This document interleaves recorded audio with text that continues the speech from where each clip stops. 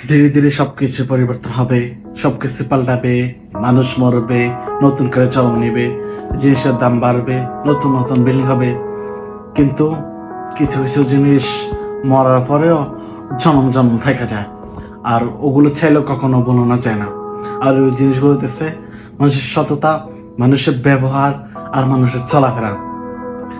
আপনি কার সাথে কিভাবে করছেন, আপনি কার সাথে কিভাবে চলাফেরা করছেন, আপনি কার সাথে ওয়াদা দিয়ে ওয়াদা রাখছেন আর ওয়াদা বরকরার করছেন, ওইটা আপনি যখন দুনিয়া ত্যাগ করবেন তখন আপনি বুঝতে পারবেন, যদিও উপরে থেকে বুঝবেন।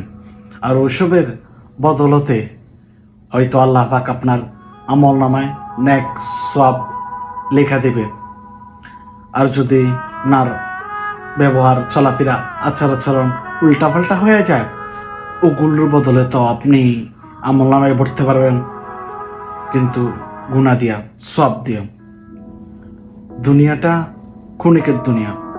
এখানে আপনি আমি অহংকার কইরা, ক্ষমতার ব্যাটাকে দেখায়া, ক্ষমতা অন্য কোনোভাবে পাওয়ার ইস্তেমাল কইরা, আমি মনে করি মানুষের ক্ষতি করার থেকে মানুষের ভালো কাজ করা অনেক ভালো। ক্ষমতা সবাই পায় না।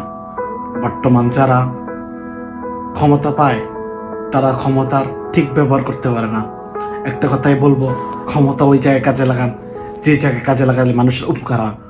ক্ষমতা ওইভাবে কাজে লাগাবেন না যে জায়গায় মানুষের উপকার হয়, তো দূর কথা মানুষের ক্ষতি হয়ে শেষ হয় না।